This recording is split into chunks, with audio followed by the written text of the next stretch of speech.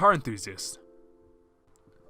This is a term that we frequently hear in the car community. Whether you modify your own car in which you take to the tracks on the weekend, or maybe you just modify your car to personalize it, make it your own, or perhaps you don't even own a car, but just support the car community. It doesn't matter who you are, the car community is a really great place that we can all come together and share a common interest. This video is for those who perhaps want to enter the car world with their own car of their own and want a more realistic entry-level car that they can personalize and make their own without sacrificing reliability and practicality. Alright, how's it going, guys? Today we're going to go over the top 5 cars that you could buy for under 10k. So keep in mind these prices do very much vary depending on where you live, whether that be Australia, the UK, North America, where I'm from. But obviously the prices do vary, so where you live it might be a little bit more expensive, maybe a little bit more cheaper, but overall I believe that it will be under the 10k price range. So in the past, when I was researching to either buy my car or researching to make one of these videos, I found a really weird common trend for these kind of top cars under a certain price range. So many of these lists, I don't know if it's just for clickbait sake or whatever, I don't know, I don't really get it. They made the list with just these outrageous cars that make no sense to be on the list. For example, one of these lists, I believe there was a 2011 BMW 1 Series. I think they listed at 9k. I don't know where you're finding a clean conditioned BMW 1 Series for like 9k. That makes no sense to me. I don't know if you're going to these auctions where it's like a salvage title, and they even had like Mercedes SLK, like just all these outrageous cars for the price range. And for this video, these are going to be cars that maybe you want to get into the car community with. You want a more driver-oriented car that you can modify and have fun with. And all the cars I'm going to be talking about and the prices listed are for reasonable condition cars that aren't going to blow up right after you buy them. And one of the major takeaways for this list is whether they have a good aftermarket support. Because I'm making this video for the people that want to get into the car community, that want to get a good entry-level sports car.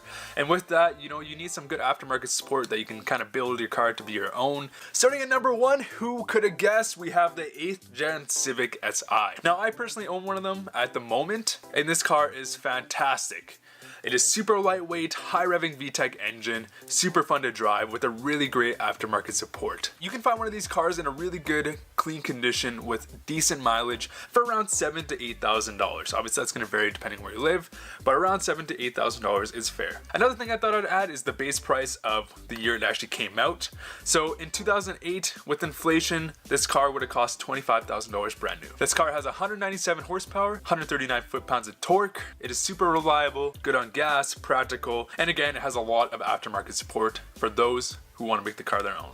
So at number 2, I believe this is a super underrated car. Super underrated, like unbelievably underrated. But we have the 1st gen Mazda Speed 3. You can find a clean version of one of these cars for around 8 to 10k, which is pretty crazy considering like their performance numbers. In 2008, calculated with inflation, they come at a base price around $27,000, which is a couple $1,000s more than the Honda Civic. But overall, they are a powerful front-wheel drive hatchback with a lot of torque steer. They have a whopping 263 horsepower, 280 foot-pounds of torque, which is just crazy for the price that you're paying, and are honestly one of the most reliable turbo hatchbacks you can buy in the market, if not the most reliable. And they have a really great aftermarket support, and they're also backed up by Cobb, so that's really awesome. Cobb is just a really great platform, and if any car on this list has it, it's just a really added bonus. So overall, they're a powerful front-wheel drive hatchback, really great aftermarket support with the Cobb. They're reliable and practical. What more could you want? At number 3, we have the notorious Subaru WRX. So I'm going to be ranging from 2003 to 2007. The prices do really vary between those generations. For the sake of the video, I'm going to be mainly talking about the Blaubai and Bug-Eye, not so much the Hawkeye, because the Hawkeye does usually cost a little bit more. So in terms of this video, if you want a more reliable platform with lower kilometers, I'm going to talk about the Bug-Eye and Blaubai. Now you can usually find a decently clean WRX for around $8,000 to $10,000. It can actually go up way more. I know where I live, if I want a super clean Hawkeye, they can even cost up to $15,000, which is pretty ridiculous considering it's such an old car. In 2004, they actually were I think they're actually the most expensive car on this list. But calculated with inflation, the Blaubai costs around $32,000. They were an all-wheel drive boxer engine platform that came in both the sedan and hatchback.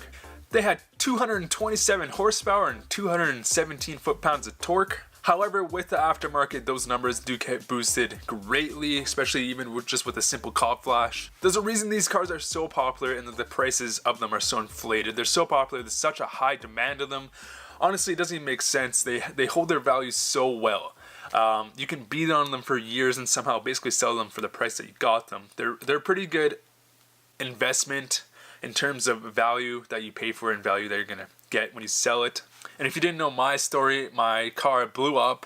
I put a new engine in it, fixed up some stuff, and I actually sold it for a little bit more than I paid for the new engine and all the components that came with it. So overall, they hold their value really well. They can drive in the winter. They're pretty practical, and they're just a really great platform that have so much potential to become a really great car. At number 4, we have the classic MX-5 Mazda Miata. Now this car is a super popular platform that I'm sure you guys have seen over YouTube countless times. We have YouTubers like GM that not only have a turbo Miata but also a lifted Miata. They're really great platforms that you can do so much with. They're so reliable. They are the purest driving experience, well, one of the purest driving experiences you can buy within this price range. They are a rear-wheel drive, lightweight platform that you can just really throw around with really top-end handling. This car came out in the 90s, 80s, late 80s, 90s, and is still, to this day, regarded as a top-end handling car. There's a reason why this car has so much praise, has really great aftermarket support. It's a reliable platform, and overall, if you're looking for a kind of a sidecar to do on the project, a Miata is a really great option. I don't know about daily driving a Miata. That might be a little tough with the the 2 doors and no storage space. But in terms of a sidecar you can work on and drive on the weekends, this is a really great car. And the Mazda Miata comes at a price between around 6 to 7K, depending on where you live. Because they're so popular, the prices do inflate. So I know probably in California they can get expensive for a really clean example. But for around 6 to 7K for a lower mileage, really great condition Miata. And in 1990, calculated with inflation, the Mazda Miata would cost around $23,000 today, which is still a really great price, really great bargain. They have 116 horsepower and 100 foot-pounds of torque, which is pretty hilarious, but keep in mind they only have around a 2100 curb weight, which actually is really crazy. That's super lightweight, so no wonder it handles so well. So at number 5, and the last car on this list, we have the Mark IV and Mark V GTI. I put both because they're kind of the same price range. It kind of depends on just what platform that you want, which car you like. Maybe you like the looks of one more, you like the engine of one more. But yeah, so I put both on the list. I'm going to be talking about the Mark V, but just know the Mark IV is an option. So you can find both in pretty good condition for around $7,000 to $10,000. The Mark V, when it came out, had a base price calculated with inflation in 2019 of around $30,000, so a bit more expensive, but not as expensive as the WRX. Overall, they are a lightweight, super fun to drive. Front wheel drive, turbo hatchback, what more could you want? They had 200 horsepower, 207 foot-pounds of torque with a 6-speed manual. Really great refined handling, really great refined car. Had superb handling, great interior. They're for the more mature audience, like so many people like to put it. They're practical with a decent aftermarket support, and they have lots of potential to do many things with. And there's a good reason why they're such a really great and popular car. However, one thing I will say is depending on where you live, parts can be a bit more expensive, so keep that in mind. I know they're not unreliable, but because the parts cost so much and you really need to stay on top of maintenance, they can be seen as more pricey to maintain, but overall, they're still a great car. Alright, in terms of honorable mentions, so obviously there's a lot of cars you can choose from for this list. I have the Genesis Coupe for one, the Neon SRT4, that's an interesting one, depending if you can find a really good clean one. The Turbo Cobalt, I know a lot of people are probably going to hate on me for that, but I think they are kind of hated on for kind of no reason. They're decent cars. You can get them for really good prices, and for the power they have, the Turbo Cobalt is still a great option. And then the last car I have is a Toyota MR2, kind of the wild card of this list, but a really awesome car. I really hope to maybe own one day. And of course, there are so many cars that could be considered for this list. Definitely comment down below your top 5 cars for under $10,000. If you want me to do more of these videos, definitely let me know. I can definitely do, top 10 cars, top 5 cars under 20K, top 10, whatever, 30K, 5K. And if there's any other things you want me to analyze for the top 5 cars to take into consideration, let me know. 0 to 100 is one thing that I know people do like to know. Personally, I don't think it matters as much. Each car is different. It's like comparing a Miata to a WRX, 2 completely different cars. And because of that, the 0 to 100 or 0 to 60 doesn't really matter as much, but just let me know if you guys want me to analyze other components. But anyways, guys, thank you so much for the support recently. I hope you have an awesome day. Thanks for watching.